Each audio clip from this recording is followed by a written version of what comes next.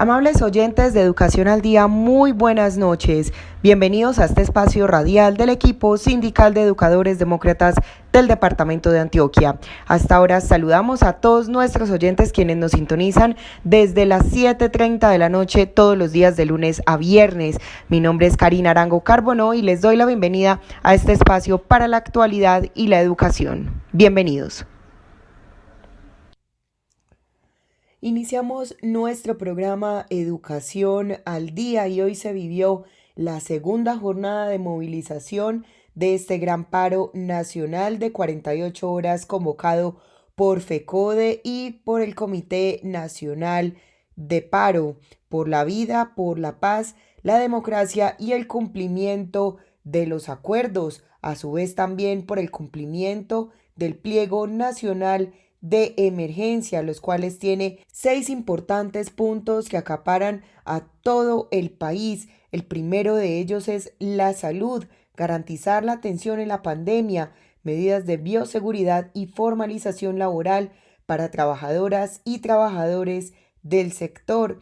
También por una renta básica de un salario mínimo por 6 meses para personas en condición de vulnerabilidad y moratoria en créditos hipotecarios de consumo y en el pago de servicios públicos durante 4 meses. El tercer punto es la producción nacional y empleo con derechos, defensa de la producción nacional, empleo con derechos, soberanía y seguridad alimentaria, condiciones favorables para los trabajadores y pensionados, subsidio a las MIPYME por el valor total de las nóminas y primas.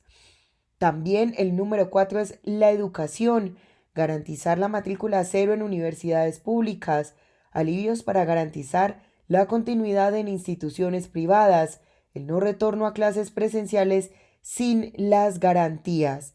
El quinto es acciones para garantizar la plena vigencia de los derechos de las mujeres y las diversidades sexuales, robustecer las acciones de prevención a las violencias basadas en género, reconocimiento de las comunidades indígenas, afro, raizales y palenqueras. Y por último, la derogatoria de los decretos de emergencia que han desmejorado las condiciones de la vida económica y social, no la privatización de la red de transporte en oleoductos de Ecopetrol. Y por supuesto, desde Educación al Día hemos venido haciendo cubrimiento especial de estas jornadas de movilización. Esta noche escucharemos diferentes senadores que están, por supuesto, del lado de los docentes, del lado de los trabajadores y también saliendo a las calles apoyando esta gran causa. Escuchemos a continuación a una de ellas, es la senadora Aída Abella. Y hacerle un reconocimiento al magisterio colombiano. Eso que han hecho durante esta etapa tan difícil de la pandemia. Ustedes han hecho una adaptación extremadamente rápida para poder atender a los estudiantes que pueden, porque muchísimos no tienen un teléfono. Diariamente recibimos mensajes de gente de todo el país solicitando que por favor, al menos algo para que los niños puedan estar pendientes no solamente de su educación, sino recibiendo las clases que han adaptado muy rápidamente los maestros colombianos. Es un reconocimiento en todo el país. Hay que ver lo que están haciendo los maestros del río Anchicayá, por ejemplo, en el Pacífico colombiano, para poderle dar clases a los niños. Pero también hay la necesidad de llamar al gobierno nacional para que haga una dotación urgente. Hay muchísimos niños, millones de familias colombianas que no han tenido esta enorme posibilidad. También decirles a los compañeros que estamos muy de acuerdo con las solicitudes que han hecho el gobierno nacional en estos momentos tan complejos, donde todo el mundo quiere volver al trabajo y a la presencialidad, pero no hay muchos elementos. Estaba pensando en estos momentos, escuchando al presidente de FECODE, cómo realmente hay que hacer algunas reuniones con el ministro de Salud y la ministra de Educación. ¿Por qué? En épocas anteriores casi todos los colegios tenían una enfermera. No sé si eso se da todavía, pero entiendo que no es la norma general. Antes teníamos incluso en el área rural, estaban presentes siempre las enfermeras. Y yo creo que hay algo que se nos impone en esta pandemia, es el cuidado permanente de los niños, en todas las ciudades, pero también en los campos. Vamos a necesitar muchísimas personas de la salud para que nos ayuden no solamente al control, sino en cualquier urgencia que se presente, porque ya sabemos que en muchos hospitales solamente se atiende a la gente que llega con COVID. Y creo que hay necesidad de hacerlo porque los niños necesitan hasta cierto punto también pues llegar a un sitio diferente a su apartamento, que a veces es muy difícil, sobre todo en las grandes ciudades. Pero necesitamos, como ha dicho el presidente, de FECODE recibirlos con todas las medidas, pero también con los elementos necesarios, el alcohol, los algodones, eh, los geles, etcétera, que se encuentran en determinadas partes, pero que los estamos requiriendo y para mirar a ver cómo poco a poco se llega a la situación que todos queremos, que es que los niños vuelvan a las escuelas, pero en situación realmente de seguridad para ellos, para los maestros y para las familias, por supuesto. Yo sí creo que aquí hay una situación muy difícil en la que todos estamos inmersos, la enorme violencia que hay en Colombia y que afecta a muchísimos de los estudiantes, está afectando las masacres, especialmente a los jóvenes en los últimos tiempos, pero igual a los campesinos y a nuestra gente, que no solamente está luchando por mejores condiciones, sino que hay necesidad de mirar cómo realmente la situación de la tierra va avanzando en Colombia. Anoche nos hirieron, por ejemplo, en San Benito de Abad, a un hombre legendario, Hernando Benítez, un campesino que ha estado ligado siempre a la lucha por la tierra. Dos sicarios, aproximadamente a las 8 de la noche, lo balearon frente a la casa campesina. Allí hay una situación muy tensa en el departamento de Sucre. Se están reuniendo algunas personas que quieren la tierra y están haciendo colectas. Habíamos advertido hace 2 semanas que habían contratado sicarios y anoche realmente hicieron lo que la gente venía diciendo hace 2 semanas. Y eso lo vamos a tener que mirar, porque aquí todavía están aplicando la doctrina de la seguridad nacional del enemigo interno. Somos enemigos todos los que reclamamos, los que decimos no, no está bien hecho que los pobres aguanten hambre. 17,5 millones de colombianos en la pobreza, 4 millones en la pobreza extrema. Esto demuestra que seguimos siendo uno de los países más desiguales del mundo. El más desigual, leí esta mañana en la OCDE, esa entidad a la cual el gobierno pasado afilió al país, y yo creo que este es un drama realmente que vemos los maestros en todas las escuelas. Cuando un niño llega sin desayuno, cuando un niño se duerme en la clase, cuando un niño le dice a su maestro, es que no he comido nada, el maestro no puede quedarse con los brazos cruzados. Generalmente, y en muchas ocasiones, muchos maestros ayudan, incluso con su propio salario. Cuestión que a veces no conocen los quienes llegan a dirigir la educación y nunca han sido maestros, ni en el área rural ni en el área urbana. Los que hemos trabajado en el campo sabemos lo que representa para los niños caminar kilómetros y kilómetros. Ahora, en algunas regiones hay transporte, en otras no hay. Yo visité recientemente La Plata, antes de que entráramos en la pandemia, a La Plata, en el Huila, y los niños estaban recorriendo hora y media de para acá y hora y media de para allá en algunas veredas de ese municipio, que no es de los municipios más pequeños ni los más alejados de la capital. Y yo sí creo que lo que tenemos que hacer los maestros, como lo hemos venido pues realizando siempre, las reivindicaciones magisteriales, pero las reivindicaciones del pueblo colombiano. No podemos aceptar que a la banca se le hayan inyectado semejante cantidad de millones. Millones de millones. Estuve hablando recientemente también con algunos comerciantes que estaban medio abriendo los negocios al lado de la Plaza de Bolívar. Y lo que ellos me comentaron es que cuando fueron a Bancolmex a a solicitar que por favor les permitieran unos préstamos, les dijeron que no había ya dinero. Lo que ellos simplemente concluyen es que los préstamos ya estaban hechos, ya estaban convenidos para las grandes empresas y las pequeñas y las medianas. Entonces ahí los maestros también entran a jugar, porque vamos a tener muchos niños, que si se abre la presencial son realmente los pelados que nos va a tocar ayudarles a que recuperen su energía, porque muchos de ellos seguramente no han tenido la alimentación necesaria. Y por último, yo quiero decirles a los compañeros que esta intolerancia que hemos visto en los últimos días es algo que no es aceptable en la democracia colombiana. El hecho de que un presidente le abra las puertas a los empresarios todos los días, vemos desfilar a la ANDI, a FENALCO, a unos y otros al Palacio de Nariño. Los banqueros me imagino que no pueden faltar tampoco a mesas, pero les cierra la puerta al grupo inmenso de indígenas, de afros y de campesinos que se han desplazado hacia Bogotá, pidiendo ¿qué? El derecho a la vida, que es lo que pedimos absolutamente todos los colombianos. No nos pueden devolver a la violencia, no nos pueden devolver a la guerra, no nos pueden devolver a los que ellos necesitan, que es el miedo, para seguir ostentando el poder.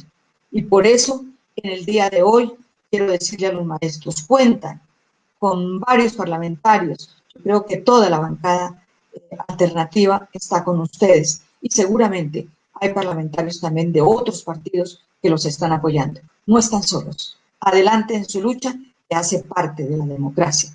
Y un país no puede llamarse democrático cuando no es capaz de recibir a poblaciones vulnerables, no es capaz de arreglar los problemas que se han aumentado incluso con la pandemia, pero que tenemos la obligación como gobernantes y nosotros como legisladores de acudir no solamente a solucionar o a ayudar a la solución de los problemas, sino que tenemos que acudir a que en este país haya una justicia, pero también haya paz. No esperes a que tu salud se deteriore. En Nueva EPS te invitamos a que, frente a cualquier síntoma relacionado con COVID-19, como tos seca, fiebre, dolor de cuerpo y dificultad para respirar, te comuniques de inmediato con nuestro numeral 961 o a la línea gratuita nacional 018 930 100.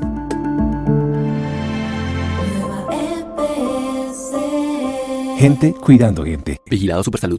Porque primero está la vida y la salud de nuestros estudiantes, familias, docentes, directivos docentes y administrativos. Decimos no a la alternancia, no a la presencialidad a partir de agosto. Invitamos a la comunidad educativa a respaldar la desobediencia civil. Seguiremos el trabajo desde las casas. Unidos vamos con FECODE.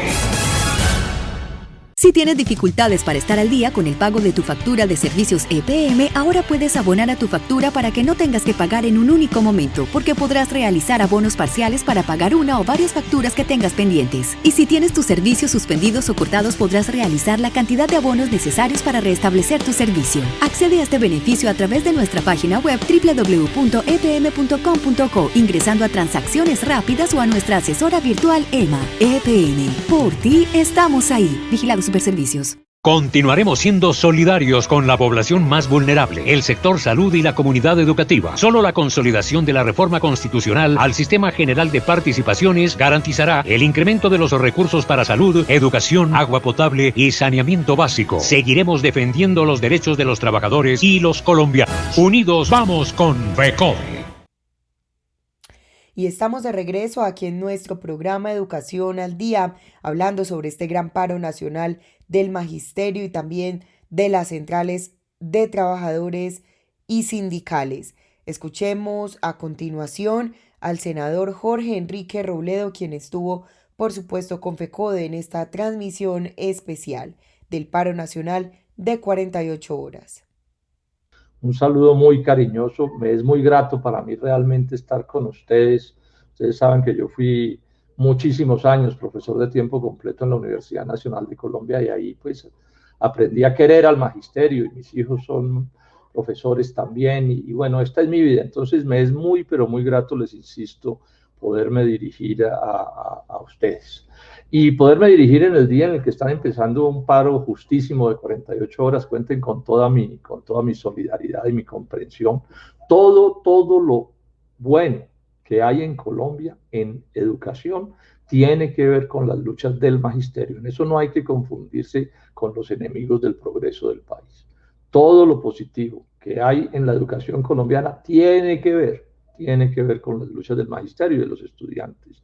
Por supuesto, expresar también mi solidaridad con la movilización de los indígenas caucanos, ¿no? con la Minga, que están haciendo pues una gran movilización reclamando por sus derechos y exigiéndole al gobierno una cosa que es como increíble, que haya que hacer una movilización para lograrla, ¿no?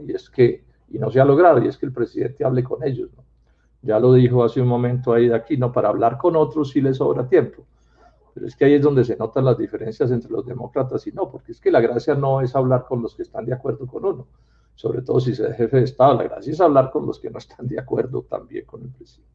Y por supuesto invitar a la participación más amplia de mañana en el paro nacional, del Comité Nacional de Paro. Todos vamos a estar en esa movilización. En relación con la corrupción, digamos la parte más grave de la corrupción no es tanto ni lo que se roban, que son montañas, y yo sobre eso he hablado mucho. Lo más grave de la corrupción en Colombia es que ese fue el mecanismo que se inventaron para poder ganar las elecciones y ganar en política para gobernar mal a Colombia. Esa es la parte más destructiva. En otros países también hay corrupción, pero la corrupción no sirve, digamos, para impedir el progreso de los países como sucede en Colombia, que es el aspecto principal. Entonces, hagamos un análisis en relación con lo que está pasando a partir de ese criterio, ¿sí? Estamos en una crisis gravísima, no voy a dar cifras, no hay tiempo, pero lo que está pasando es muy, muy preocupante. Quienes, como los maestros, o en mi caso, tenemos un ingreso asegurado, no perdamos de vista la gravedad de lo que está pasando. Las tasas de desempleo, de pobreza, de hambre, de miseria, de sufrimiento de nuestra gente. Esto es desbordado. Ya el 30% de los colombianos hace 2 comidas al día o una. O sea, hay hambre de verdad, literal, en los hogares de los colombianos. No se nos olvide eso. Bueno, entonces, ¿y esto por qué sucede? Que es al punto a donde quiero ir. Claro, sucede por la pandemia. No vamos a negar que la pandemia es causante de esto. Pero también es verdad que Duque y sus amigos están utilizando la pandemia para montar una mentira histórica, para crear un relato falso que los salve a ellos para el futuro del país. ¿Qué es lo que andan diciendo? Ya lo he oído varias veces.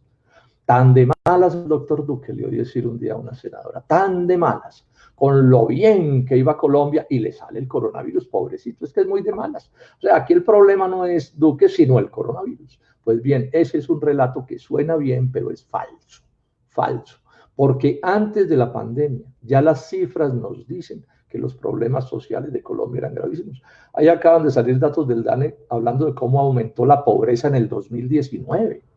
En febrero de este año, los niveles de desempleo ya superaban el 12%. ¿Eso qué quiere decir? Que frente al desempleo de hoy, ese desempleo de antes de la pandemia ya estaba generando o genera en relación con hoy el 72% del problema. O sea que por lo menos el 72% de la pobreza, del subdesarrollo, del desempleo, etcétera, es anterior a la pandemia. Y ya Duque llevaba casi 2 años gobernando. Ahora, esto no es solo un problema de Duque, es problema de un modelo económico y social terriblemente retardatario. 2 cosas más para no salirme del tiempo.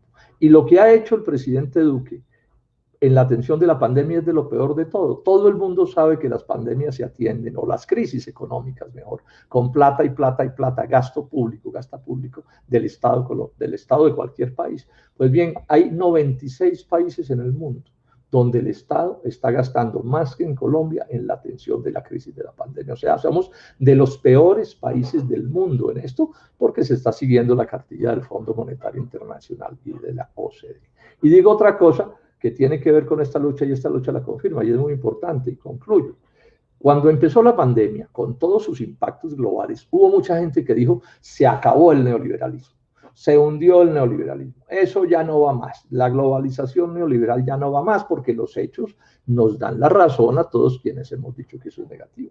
Pero es que resulta que el mundo no se gobierna porque se tenga o no la razón, sino por intereses. Y a estas alturas uno que puede determinar que los grandes poderes globales ya decidieron que no van a hacer ninguna modificación de fondo al manejo de las relaciones económicas y sociales globales. O sea, que van a seguir poniéndonos la inyección de la globalización. O sea, ellos lo que nos dicen a nosotros es, hagan lo que les decimos, no lo que hacemos.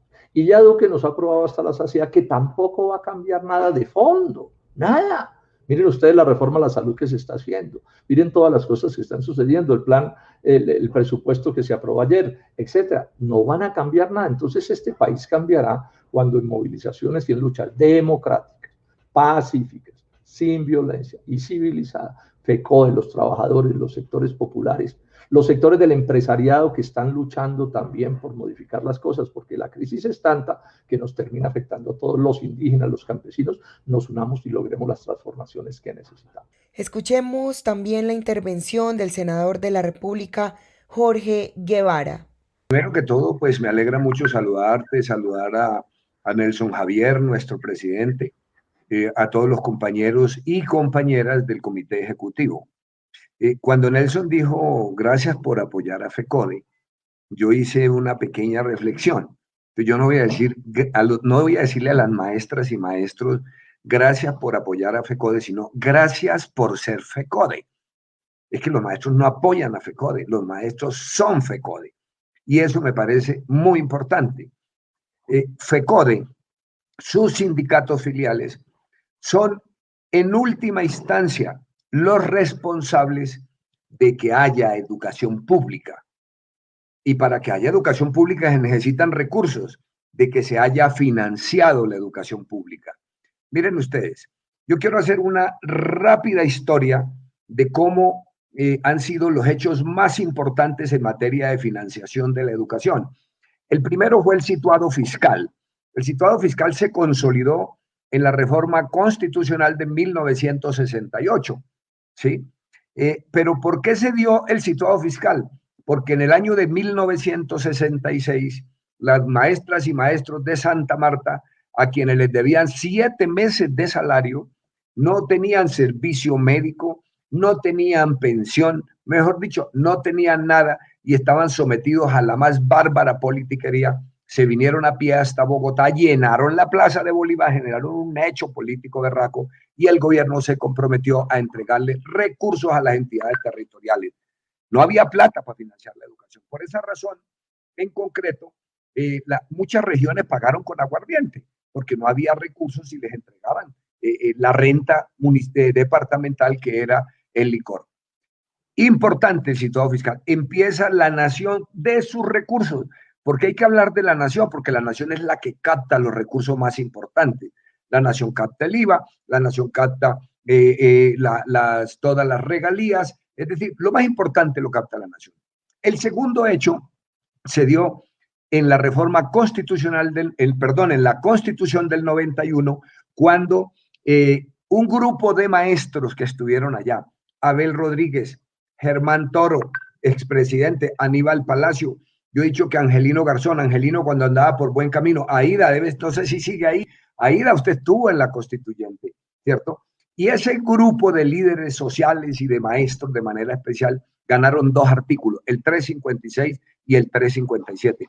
La nación financiará adecuadamente la salud y la educación.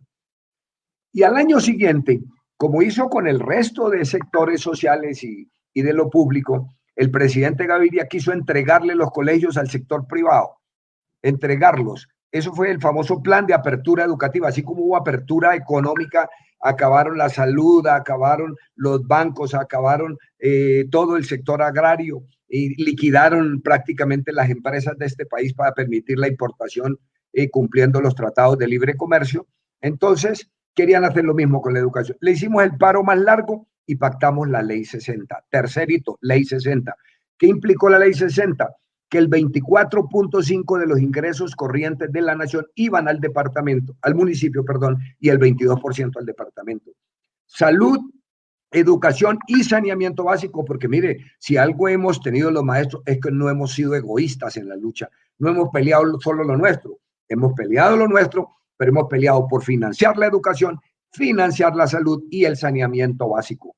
Ganamos esa batalla tan importante. pero luego tuvimos un retroceso. Vino la reforma constitucional del 2001, el doctor Andrés Pastrana, el señor Santos, ministro de Hacienda, y estando allá en esa condición, nos derogaron la fórmula que teníamos de porcentaje de ingresos corrientes y nos dieron un monto fijo con un crecimiento conforme a inflación más 2 puntos, luego 2.5.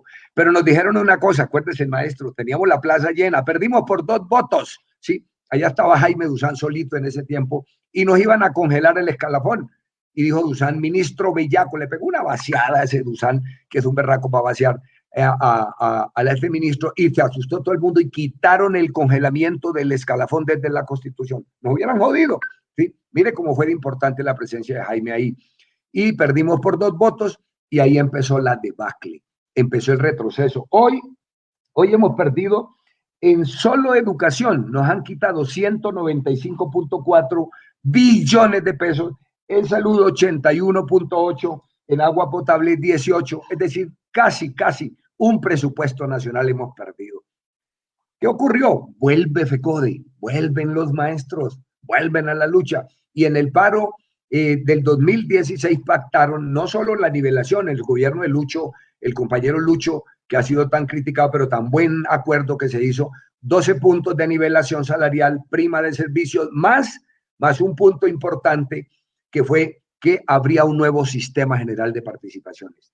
Y en el paro, en la última negociación, porque en el paro siguiente no se hizo pues ningún hecho importante en materia económica, en el último que negoció el compañero Nelson, usted, Gardo, su equipo, ¿cierto? Todo el equipo de FECODE pactaron que habría un acto legislativo y así se consignó en el plan de desarrollo en el artículo 188.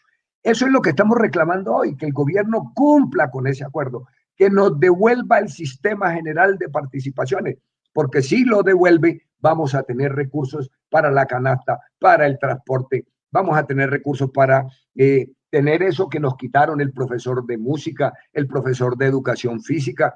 Yo me sé casi todas las canciones de la música colombiana porque una monjita nos lo enseñó, era nuestra profesora de música, ¿sí? Allá en Puerto Leguízamo, Putumayo, en el colegio José María Hernández, donde yo era interno, ¿sí? Entonces, necesitamos ganar otra vez y por eso estamos desde el Congreso apoyando a FECODE para que tengamos el nuevo sistema general de participaciones que nos permita ganar los recursos, recuperar los recursos que perdimos, pero además algo muy importante, abrir el camino financiero para el nuevo estatuto docente, el estatuto único que garantice los derechos laborales y profesionales de los maestros, que elimine esa evaluación en concreto.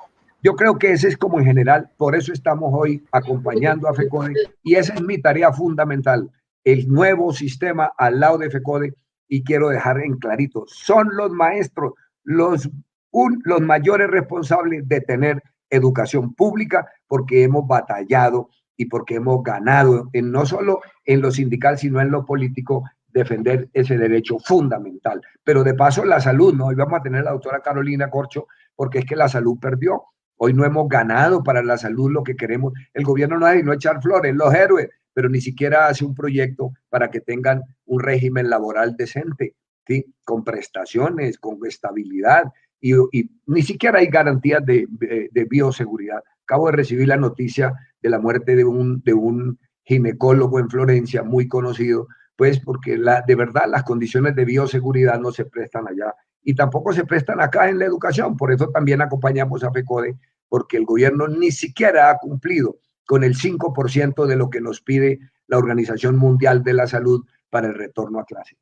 Porque primero está la vida y la salud de nuestros estudiantes, familias, docentes, directivos docentes y administrativos. Decimos no a la alternancia, no a la presencialidad a partir de agosto. Invitamos a la comunidad educativa a respaldar la desobediencia civil. Seguiremos el trabajo desde las casas. Unidos vamos con FECODE.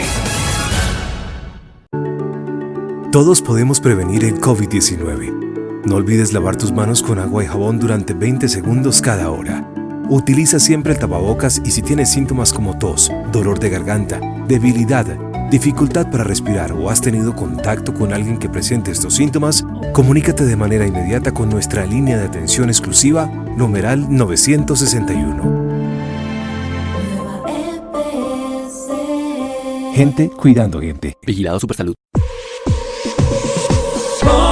trabajo libre de contagio. Por un trabajo libre de contagio.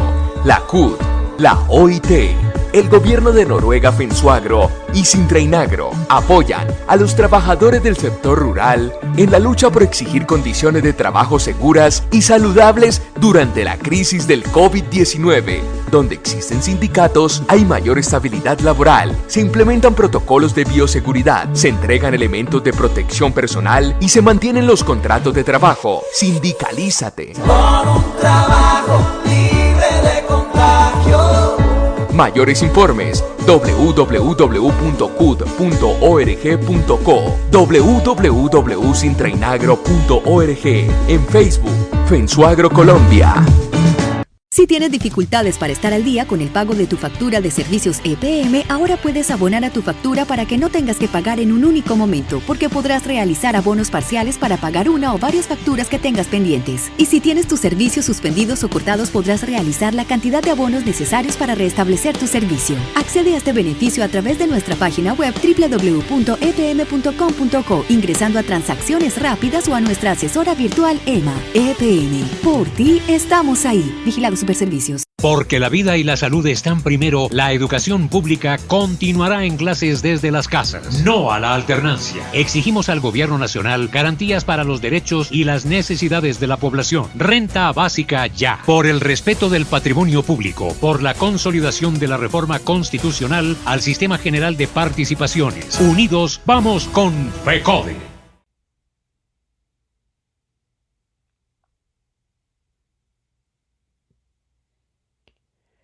Y estamos de vuelta aquí en nuestro programa Educación al Día y en esta transmisión especial del Gran Paro Nacional del Magisterio por la Federación Colombiana de Trabajadores de la Educación. También estuvo acompañando el senador Wilson Arias, quien por supuesto siempre ha estado de la mano de los docentes y de los trabajadores luchando por sus derechos. Escuchemos.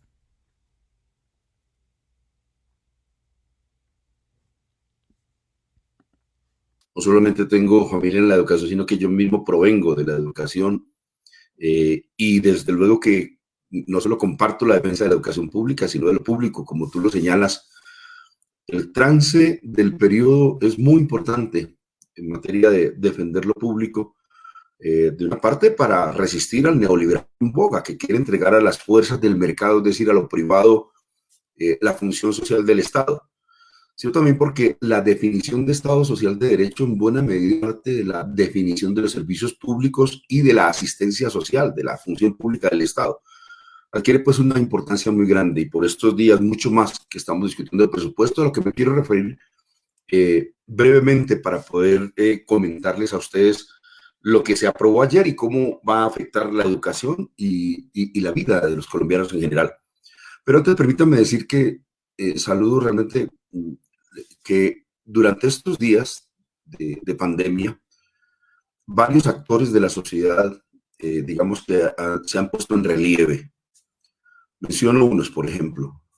Durante todo el tiempo, en los últimos periodos, quienes ponen el plato de la mesa en las ciudades son básicamente la producción campesina, afrodescendiente e indígena, entre el 60 y el 65%. Pero durante esta pandemia, el 80% de lo que nos comemos los colombianos en las ciudades proviene de la producción campesina, indígena y afrodescendiente. Saludo entonces a la Minga para decirle que es muy importante su presencia en la vida nacional y otros actores, entre ellos los maestros, los trabajadores de la salud. Unos están en primer orden en la defensa de la salud pública, la salud de la humanidad. Y los otros, pues sin su concurso no fuera posible el funcionamiento familiar. Qué importante la presencia de los maestros en esta pandemia y siéntanse orgullosos de servir a la sociedad, independientemente de que el gobierno no siempre reconozca ese esfuerzo laborioso y humanitario de los servidores públicos y en particular de estos sectores. La sociedad sí ha de reconocérselos. Dos comentarios sobre el tema presupuestal que tiene una incidencia en lo público y en general en los derechos económicos, sociales, culturales y humanos de los colombianos. Estamos en una crisis de dimensiones enormes, tal como se ha señalado. ha caído el Producto Interno Bruto en 15.7% en el trimestre anterior. Eso es un desplome enorme de la producción en Colombia y de la actividad económica.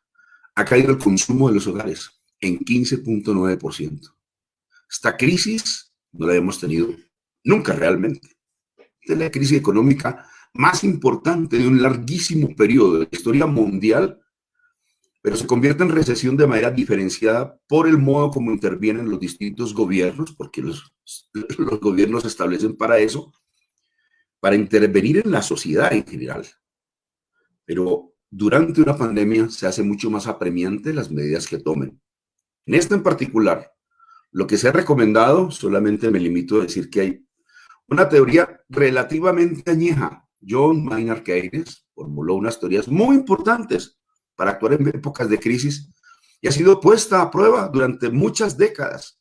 Y ha dicho, hay que intervenir, como lo decían varios parlamentarios, y particularmente Jorge Robledo lo señalaba y concuerdo con él, un esfuerzo grande, musculoso, vigoroso desde el Estado, porque los agentes económicos, el gobierno, la empresa privada y los hogares no tienen las mismas condiciones para intentar sacarlos de una crisis de esta naturaleza.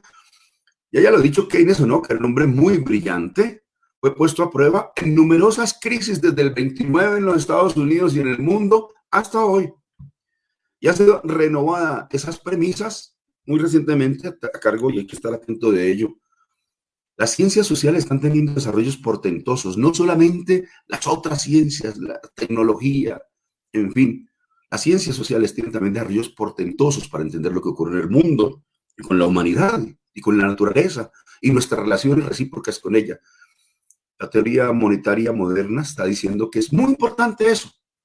Propusimos que con la finalidad de resolver los problemas, y ahora lo explico un poco en el tema educativo en breve, el Banco de la República le prestara al Estado colombiano 100 billones de pesos para tratar de que, por distintas vías, se le dé ingreso disponible a la población. Ha caído dramáticamente el consumo de los hogares. Pero si la gente no compra, entonces no hay comercio de ellos. Y cuando eso ocurre, baja la producción y botan trabajadores y las empresas pagan menos salarios y menos impuestos y hacen menos encadenamientos productivos, no le compran a otras diversas empresas y eso se llama recesión y es supremamente grave. Y hay no solo recesión, sino gran recesión y a veces hay depresión económica y nadie dice que no vayamos a llegar a una nueva depresión económica. Pero si le damos capacidad de compra a la gente, si le damos ingreso disponible, la gente compra y al comprar activa la producción y la economía y las fuerzas productivas se despliegan y las empresas pagan salarios, pagan impuestos, compran y hacen encadenamientos productivos y esa inversión del Estado con ese destino tiene un efecto multiplicador y esto ha sido descubierto hace muchos años, puesto en prueba en la Gran Depresión de los Estados Unidos por un hombre Franklin Delano Roosevelt, que pasó la historia por eso, y sucesivamente comprobado. No estamos hablando de intuiciones. Nosotros propusimos que el Estado, que el Banco de la República, le prestara 100 billones de pesos al Estado colombiano para varios rubros. Uno de ellos, renta básica. De renta básica a la población. O sea, la pobreza ha crecido enormemente. 720,000 personas cayeron de la clase media denominada vulnerable a ser parte de la pobreza monetaria. Y quienes estaban en pobreza monetaria, 620,000 cayeron a pobreza extrema. Esto es una catástrofe social que ocurrió antes de la pandemia, ocurrió en 2019, bajo el gobierno de la economía fraterna, como le llaman.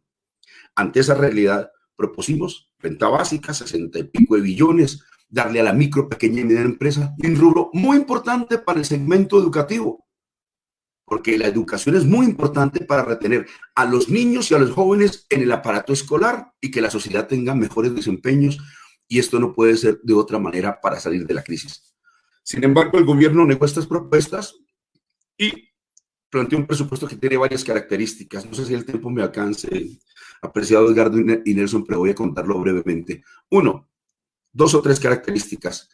Por el lado de los ingresos del presupuesto general de la nación, el presupuesto es el acto de economía política más importante de cada año, que dice cómo le sacan recursos con destino al Estado para redistribuirlo. Y el modo como se saquen los recursos y distribuya está diciendo qué tipo de gobierno tenemos. Entonces, este gobierno ha anunciado que va a aumentar el recaudo del IVA por una gruesa suma del 42%. No sabemos cómo lo va a hacer, pero lo intuvimos. Probablemente acabando las exenciones sobre una cantidad de artículos de primera necesidad que están hoy exentos y que ya no están más. 2. Lo fundamental del presupuesto no es verdad que se vaya para educación. Han dicho que ese es el primer rubro, pero es rotundamente falso. Voy a darle 3 cuentas breves. Para deuda pública se va 71 billones de un total, ¿no?, de 314 billones, 71,6 billones se van para deuda. ¿Y quiénes son los dueños de la deuda? Los banqueros nacionales y extranjeros. Un segundo rubro que les doy brevemente. Si usted suma Ministerio de Defensa con policía, eso le da 39 billones de pesos. Si usted suma la deuda con Mindefensa y policía, eso le da 120 billones de pesos, el 38% del presupuesto general de la nación. Por cada peso que pagamos nosotros, porque los impuestos no lo pagan los súper ricos, la minería solamente aporta por renta el 4,2% y el sector financiero, Sarmiento Angulo, solamente paga el 1,5% por renta porque tiene grandes beneficios tributarios. De modo que los impuestos que pagamos todos y probablemente a cargo de un aumento del IVA, como se ha planteado, se va para deuda y represión. Y esa es la razón por la cual hay poco dinero para la educación, entre otras cosas. ¿Cuál fue el incremento de la educación? Bastante modesto. En el 2020 tuvo la educación 44.140.000 millones de pesos. El presupuesto del 2021 se planteaba por 45.637.000 y al final se logró un monto. Después de estas pelas que nos dimos, logramos, lo quiero decir con franqueza, presionamos muchas cosas, pero el gobierno no se dio absolutamente nada o muy poco. Lo que hizo fue que decidió aplazarla, pagar una partecita de la deuda, estaba por más el pago, para los próximos años. Es decir, dejaron envainados a los próximos gobiernos. Y por eso solamente le tiraron unos pesos, y eso que algunas entidades fueron reducidas. El Ministerio de Agricultura ha reducido el presupuesto, se logró recuperar un poco por la presión. Y para el magisterio solamente, para el Ministerio de Educación se logró que ascendiera a 45.843.000 millones de pesos. Y tienen que dar ustedes una cuenta porque para el caso de funcionamiento y de inversión se ha creado una nueva unidad administrativa especial de alimentación escolar, para las cuales se deducen 10.000 millones de pesos por concepto de funcionamiento y alrededor de 1.208.000 billones en general para inversión de esa nueva unidad, de modo que de las cuentas que ustedes hagan, comprendan que el faltante que tienen hoy de esos 45 billones, tienen que deducir la recién creada unidad especial de administración, entre otras cosas a la que se le dedican nuevos recursos para el funcionamiento de esa unidad, 12,5%, es decir, realmente hay una merma de algo así como 158.000 millones de pesos destinado al funcionamiento de la nueva entidad y nada garantiza de que no vayan a haber los hechos de corrupción que ya conocemos, amén de que es estrictamente focalizada, no atiende al criterio de universalidad de la cobertura y de gratuidad. Esto para cerrar diciéndote a ti y a la Junta Directiva, pero sobre todo a los maestros a quienes de nuevo renuevo mi aprecio y mi abrazo en estos días de paro. Hay que estar muy atentos del presupuesto y termino diciendo, probablemente nuestras batallas sean por recuperar presupuesto en momentos de crisis económica que solamente se podrá hacer sobre la base de que haya una moratoria de la deuda y una reasignación de recursos de la represión, del SMAT y de la guerra hacia salud, hacia educación y hacia inversión social. En Nueva EPS nos adaptamos y evolucionamos por la salud de nuestros afiliados. Desarrollamos un ecosistema de servicios para facilitar tus consultas y solicitudes. Asesor a un clic, portal transaccional, asesora virtual EVA, aplicación Nueva EPS móvil, línea gratuita de atención al afiliado y línea exclusiva COVID-19 usando el numeral 961 www.nuevaeps.com. Gente cuidando gente. Vigilado Supersalud. FECODE reconoce la invaluable labor de los trabajadores de la salud. Por eso, hoy más que nunca, se requiere la consolidación de la reforma constitucional al Sistema General de Participaciones que incremente los recursos de salud, educación, agua potable y saneamiento básico. Durante esta pandemia, quedémonos en nuestras casas. Unidos vamos con FECODE. Y de esta manera hemos llegado al final de nuestro programa Educación al Día. Les recuerdo que este es el espacio radial del equipo sindical de educadores demócratas del departamento de Antioquia. Recuerden que les habló Karina Arango Carbono. Que tengan todos una feliz noche.